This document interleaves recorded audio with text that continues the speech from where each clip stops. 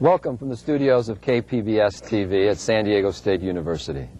The International Training Center today brings us all together in this teleconference, joining Mexico, the Dominican Republic, Costa Rica, Panama, Colombia, Ecuador, Venezuela, Peru, Bolivia, Paraguay, Brazil, Argentina, the United States of America, and the United Nations Commission on Trade and Development in England. We would like to thank Globecast Communications, Telecomunicaciones de Mexico, PanamSat, and BrazilSat for their satellite linkage services which make this all possible today. Welcome to our program on Visioning Organizational Success, Competing for the Future. This is the 11th video conference of the series Principles for World-Class Performance. My name is Richard Page. I will be your moderator for today's program. I am a private attorney in the San Diego law firm of Page & Bush, LLP, practicing in the areas of business and international law. Today's program is composed of 2 presentation modules and 2 question and answer sessions. We look forward to your live participation. Each of us wants our businesses to achieve greatness. Of equal importance is the business's ability to sustain the greatness once achieved. The path to this goal includes formulation of a shared vision, employment of strategies and tactics, and maintenance of an organizational culture of willingness to change. The process of developing and sustaining vision, strategies, and change requires realistic assessment of the capabilities, resources, and market position of your organization. Once developed, the message must be delivered throughout the organization and to the market, both domestically and internationally. Making the vision a reality is often called actualizing. Results are the product of intention and mechanisms. This is the action for which the entrepreneur lives. Channeling high-action people into a unified team is the difference between good organizations and exceptional organizations. Today's video conference will review the benefits of vision to an organization and discuss the components of vision, such as core values, purpose, mission, and tangible image. In addition, the importance of corporate culture will be emphasized. In the end, our presenters will challenge each of us to have the courage and the energy to embrace change and learning and to achieve the goals which we envision. It is a pleasure to introduce to you today's expert speakers, Mr. Thomas Hoffmann and Mr. Stewart Emery. Mr. Hoffmann is a principal in the consulting firm of Human Factors, Inc. in San Rafael, California. He works with Fortune 500 company leadership teams in understanding those organizational characteristics which will lead to higher employee contribution, performance, and satisfaction. Originally from Wisconsin, Mr. Hoffmann began his career at AT&T in 1970. From 1989 to 1991, Mr. Hoffmann was Administrative Director of Quality for AT&T's Western region. He was also in charge of the introduction and support of the concept of total quality in the sales division. He was selected as Senior Evaluator for the Malcolm Baldrige Award for the period of 1990 to 1993. He has also been a guest professor at Estonia Business School in Tallinn, Estonia. Stewart Emery is a principal and senior organizational and strategy consultant with Human Factors, Inc. His core competencies include executive team development, management and leadership development, strategy formulation, executive coaching, and cultural and organizational change. Mr. Emery is the best-selling author of the books You Don't Have to Rehearse to Be Yourself and The Owner's Manual for Your Life. Millions of people in the United States and around the world have been touched by his writing and radio and television appearances. Tens of thousands of people have attended his workshops, seminars, and speaking engagements during the last 2 decades. Mr. Emery studied economics, philosophy, and psychology at the University of Sydney before pursuing a career in the advertising arts. He served as a creative director for J. Walter Thompson's Sydney office and taught design at the University of New South Wales. Welcome, gentlemen. Let us begin with an introductory question. Where does the entrepreneur start in the seemingly daunting task of defining vision and corporate culture? Mr. Hoffmann? Okay. Thanks. The research shows, actually, that many of the entrepreneurs do not start with a vision. But as they grow their business and as they engage people, they learn to articulate very clearly the values and the purpose of the business in such a way that it engages the people to assist them achieve their dream. Entrepreneurs generally can create great companies if they articulate their vision. Mr. Emery. Yes, I'd like to build on that. I think that inside the entrepreneur, there's a strong desire which seeks expression, an impassioned desire. And the entrepreneur starts to pursue that, and either consciously or unconsciously, they begin to articulate that vision in such a way that it gives wings to the spirit and imagination of their people. We call this process vision bridging, where they take the vision or the desire that lives inside them, create it as a compelling word picture in some future time, and communicate that in a way that other people are engaged. Thank you for your comments. Let us begin with Module 1, in which Mr. Hoffmann will explain the formulation of a shared vision, employment of strategies and tactics, and maintenance of an organizational culture of willingness to change.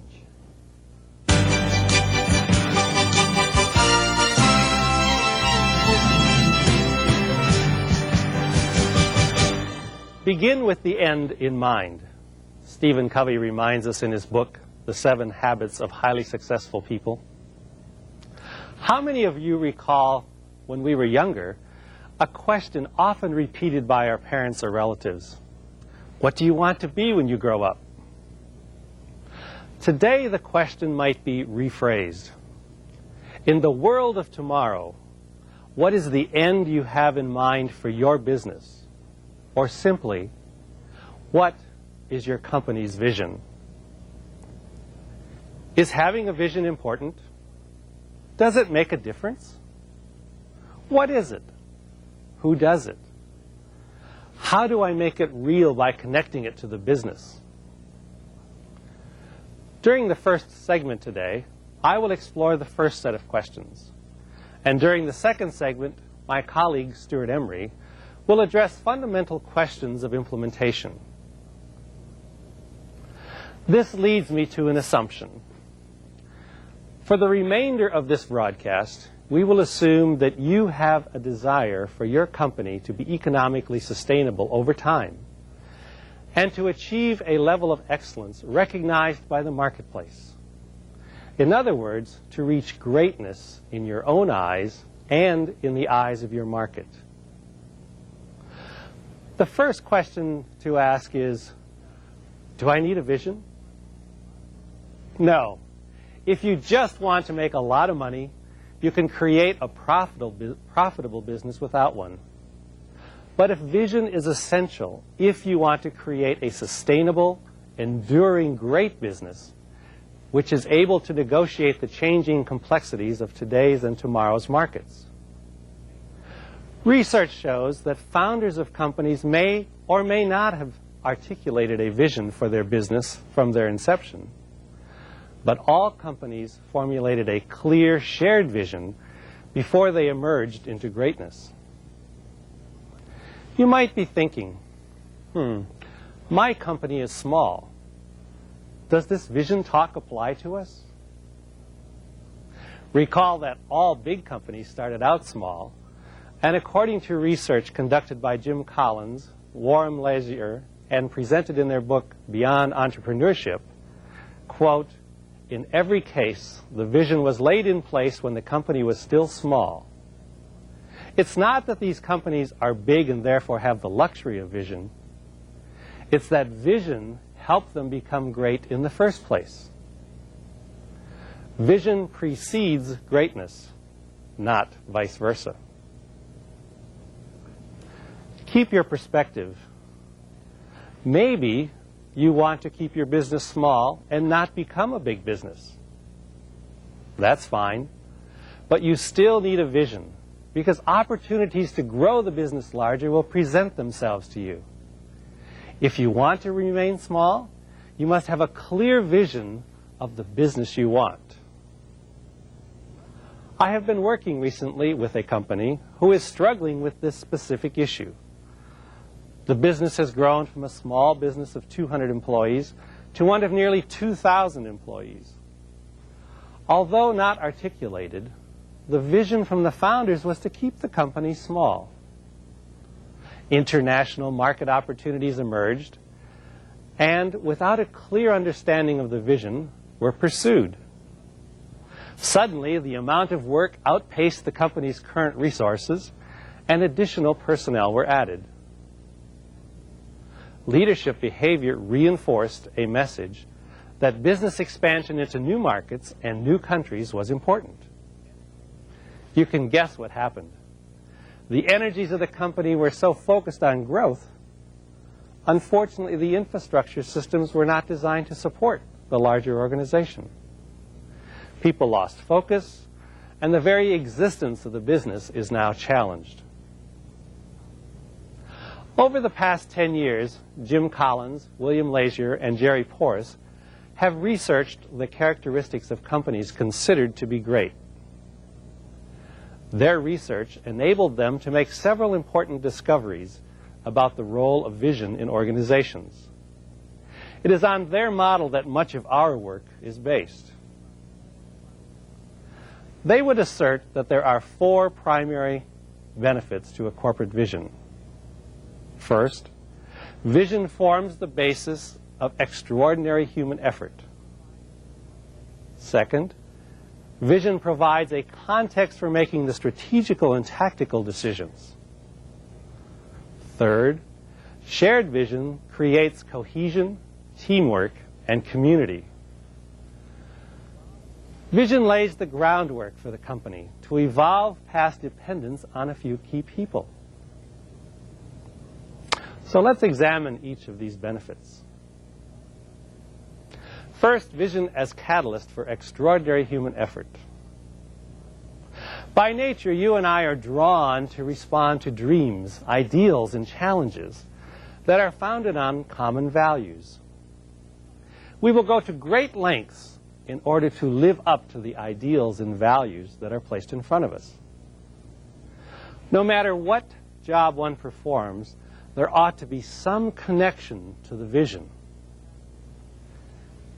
In our work, we're asked to assist leaders in re-energizing the spirit of the people in their enterprises. Our first step always is to re-clarify or re-energize the vision, the core values, beliefs, the purpose, and the mission of the business. What we almost always find is that the organization is off track because the vision has become occluded or lost. People do not see the link between their contributions and the business's achieving its dream. They do not embrace the company vision. One of the benefits of the quality movement was that it reawakened the linkage of vision and people. Achieving quality performance or output not only requires the processes within a business to be linked, but that the business as a whole be linked. Our second point, vision creates the basis for strategic and tactical decisions. The importance of this cannot be overemphasized, says Collins.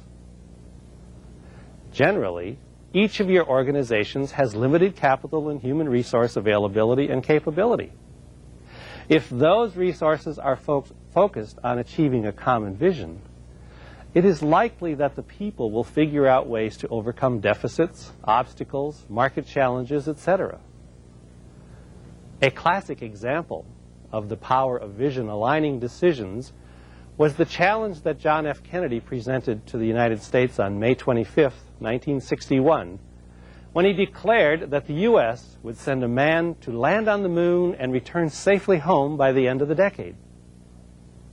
At the time, neither the technology, the materials, nor the knowledge was available to achieve the vision. But the power inspired the government and NASA to overcome each deficit, obstacle, etc., until the mission was accomplished. If you do not have a common vision, the criteria for making decisions are unclear.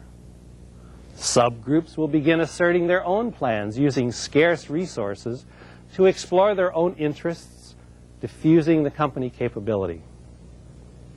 Support organizations become confused because they are asked to deliver incompatible services. Therefore, people cannot make the decisions that support the overall vision. Viewing the company from the top, one might see crisis management appears to be the norm. Viewing the organization from the bottom, factions and splinter groups appear to be the norm. Clear visions understood by all provide decision-making criteria to all people in the organization. If I know our organization's vision is to make bicycles, my strategies and tactics will support making bicycles, not designing automobiles. Clear visions give organizations the guiding light to the end. The order is, vision provides the end, strategy provides the means to that end, and tactics the actions to achieve the strategies. We are consistently amazed how frequently clients want to develop strategies without reflecting on their vision. The third benefit of vision is teamwork and a sense of community. Shared visions create an environment where turf wars, hidden agenda, petty politics have no audience. Rather, teams with common purpose emerge.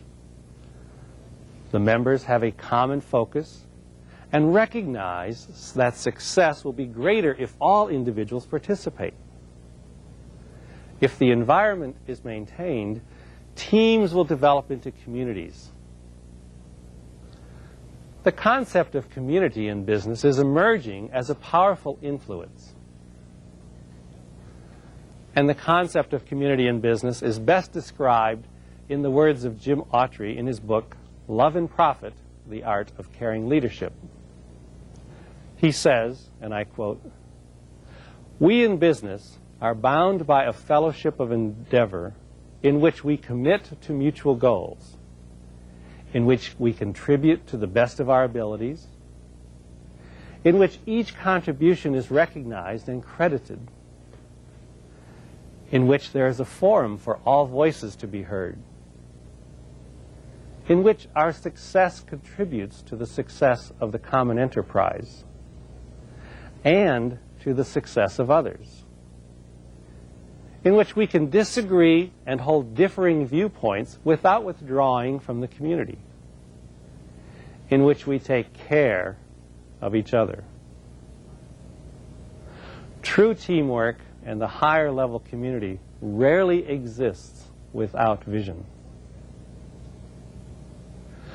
The fourth benefit of vision is that it lays the groundwork for the company to evolve past dependence on a few key people.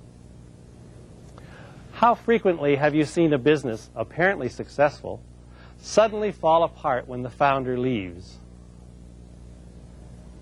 Do you know some business colleagues who built a successful business, retired, and were called back because the company was failing? If you wish to create an enduring company for future generations, whether it be publicly or privately held, a clear vision allows the organization to become self-sufficient, not dependent on the founders to keep it going. In summary, the benefits of vision focus human effort, create a context for strategies and tactics, and create cohesion and create sustainability for the business.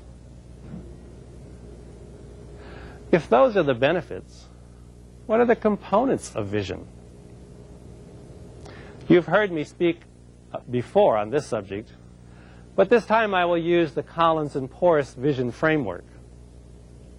I choose to use this model because it may bring more clarity to the key words which seem to generate a lot of confusion, namely vision, mission, purpose, values, kind of tying that together. Collins and Porras would say, in essence, vision consists of core values and beliefs, purpose, mission, and tangible image. What Collins and Porras have found is that any great company has a combination of core values and beliefs, purpose, and mission, which when articulated together in what they call a tangible image, creates the company's vision. Let's briefly explore these concepts, beginning with core values and beliefs. Collins writes, quote, "Core values and beliefs form a system of fundamental, motivating principles and tenets, precepts about what is important in both business and life, how business should be conducted, its view of humanity, its role in society," unquote. Core values and beliefs are the heart or life of the organization. Having worked with values and organizations for 8 years, several lessons stand out. First, values must be authentic. Namely, they must be what you believe in your head, in your heart, and in your gut. They are not what you'd like to be, but what you are. Second, clarity of understanding by all people in the organization provides the definition of behavioral parameters. When living in integrity with the agreed upon values, people know they will be supported. If not living in integrity with the agreed upon values, they clearly know the consequences. Third, no matter what you say, your actions will tell your truth. Whether you believe or not, whether the values are real or not, whether they are important to the business or not. If you do not have a set of core values and beliefs defined and choose to embark upon a process to define them, here are a few words of caution from our experience. First, the process takes time. People can quickly identify their own personal values, but when they begin to describe them or discuss them with others, they discover less clarity than first thought. The same happens within an organization. The obvious is rarely clear. You may think that a phrase or sentence is perfectly clear to you, but others have a very different understanding. In larger organizations, you might consider gathering input from many people before defining the core values and beliefs of your organization. Second, once defined, gaining clarity of understanding may take many months or even years. I recall working with a group of 127 people that took about 9 months to reach a common understanding of the core values and beliefs they had defined. While they all agreed on the words, understanding the meaning and the impact they had on everyday behavior, understanding what commitment would be required to be successful, took time. Third, revisit the core values and beliefs annually as part of the planning process. The purpose of this is twofold. It gives you a chance to review how you currently living up to the core values and beliefs as you progress toward your vision, and taking time regrounds what you hold most dear. By doing these two steps, you are more apt to continue to support those beliefs and integrate them into your new plans. The second component of vision is purpose. The purpose is simply the fundamental reason your company exists, your raison d'être.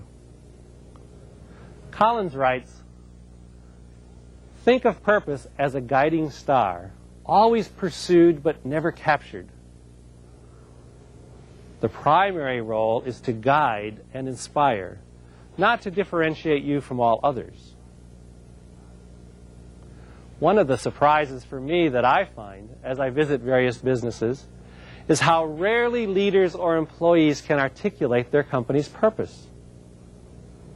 Or, when attempting to define their purpose, how difficult the process can be. But without purpose, the organization has no meaning. It has no way for people to join together. A technique you can use to begin the process of defining your purpose is to ask, why do we exist? But don't stop with your first answer. After each answer, repeat the question, why, again. Repeat the why cycle 5 to 7 times, and be willing to challenge your answers.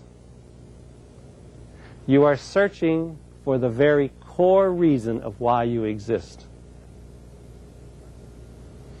Here's an example of purpose from the Merck Company, a pharmaceutical company.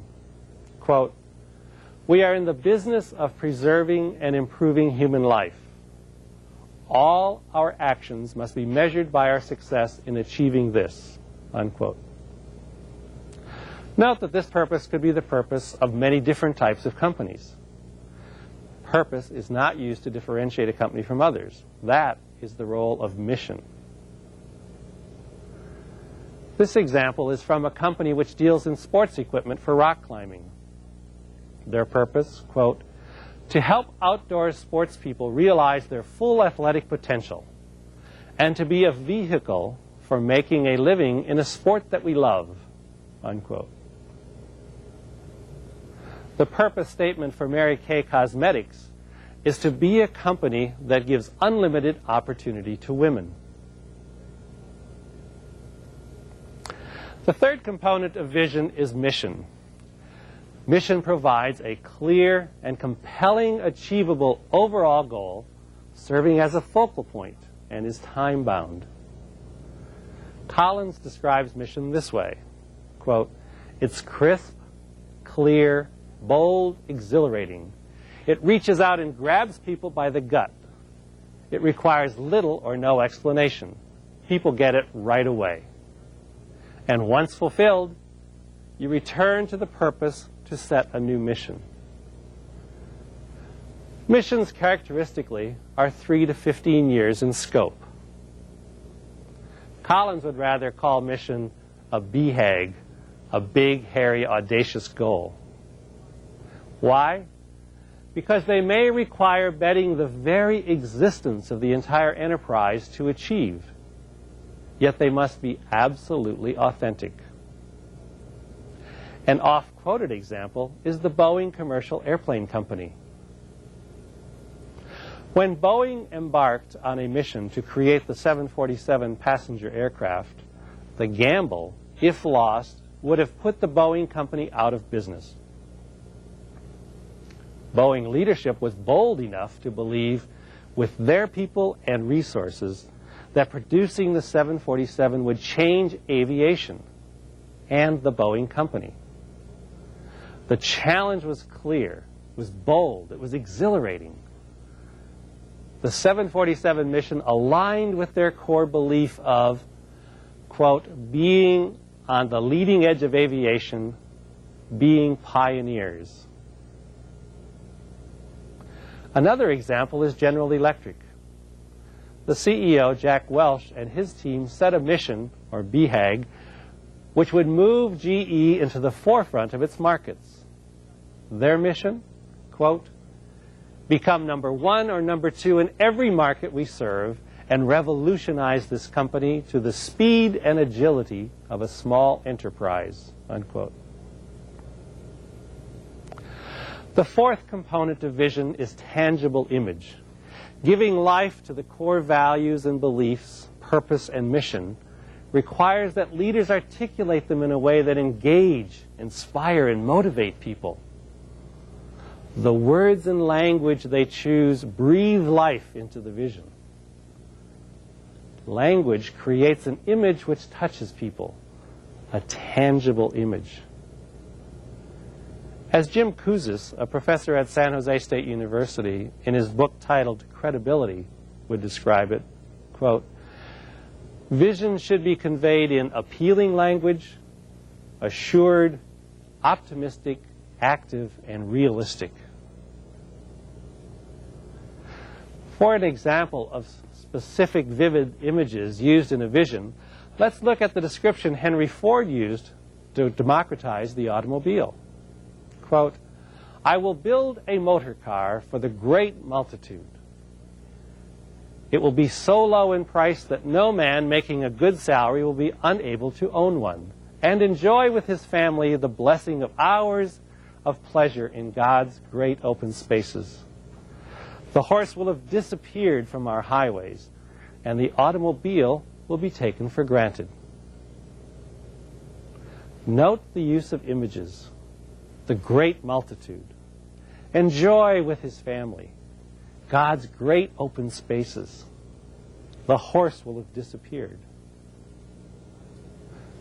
In your experience, how frequently does this happen? The leaders go off to a plush resort for their annual meeting to develop a new vision, and when they return, nothing ever happens. For visions to come alive, they must be translated into aligning strategies. The process of establishing strategies should not be an overburdening task, but there are a few principles that should be followed. Strategy should flow from vision. Strategy should be built upon your unique capabilities and strengths.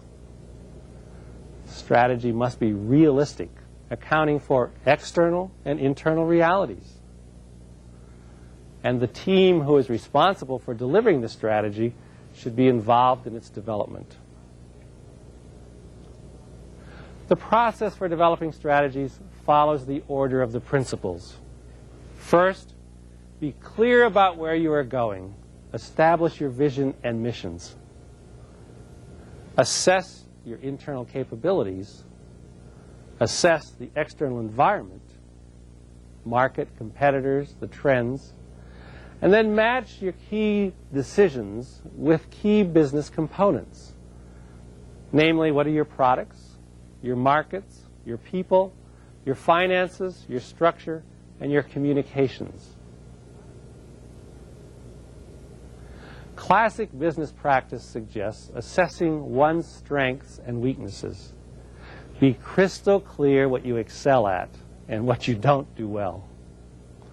The best way to find out is ask. Ask the top leaders. Ask the managers. Ask the line personnel. Ask the shareholders. Ask the board members and the customers. The input will create clear pictures of your capabilities. What are your resources? Be inclusive and honest. If you do not have the capability or talent necessary to attain your goals, it's okay. Admit it. It may make you realize that you should find another goal to work on. William Lazine said, new ideas and innovation is one area that's generally overlooked. New ideas have the power to shape markets. Logically, then, new ideas can shape your strategies. A thorough review of what new ideas you have within the organization ought to be inventoried and assessed for time to market, etc. And the outcomes ought to be included as an element in strategic plans. Lazine has found this to be one of the most overlooked aspects of setting strategy. From our experience, there are two capabilities we would add to your assessment. Your company's openness to change and its ability to change. These two capabilities are related to the current condition of mind of the leadership and the employee base at large. The first, openness to change, looks at how open your organization is to new ideas, ideas from outside the company, how quickly you adapt to different approaches and processes, etc. The second, the ability to change, looks at the speed of decision-making process in your business, flexibility, the support you have for risk-taking and implementation characteristics. We have found that without analysis of these dimensions, most ideas, innovation, and change will die, even though you have the ideas and innovations. The third component of the strategy process is external assessment.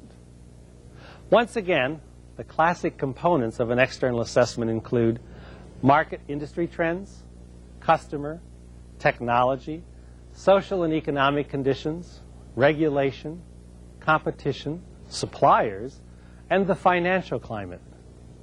You need to explore what market categories and segments you compete in. What are your customers telling you about their needs, their strategic direction, your competitors, and your current functioning and capabilities? An experience I always recommend is to include some key customers in your strategy planning meetings. Evaluate where the industry is in reference to its evolutionary cycle and where you and your products are in relation to the cycle. Next, what is the impact technology is having or could have on your business operations, your markets served, and your industry? I recall visiting with the owner of a trucking firm a few years ago, discussing how satellite technology had revolutionized his delivery and tracking processes and his personnel management procedures. Before that, he viewed technology in trucking as being focused on better trucks and more efficient distribution centers.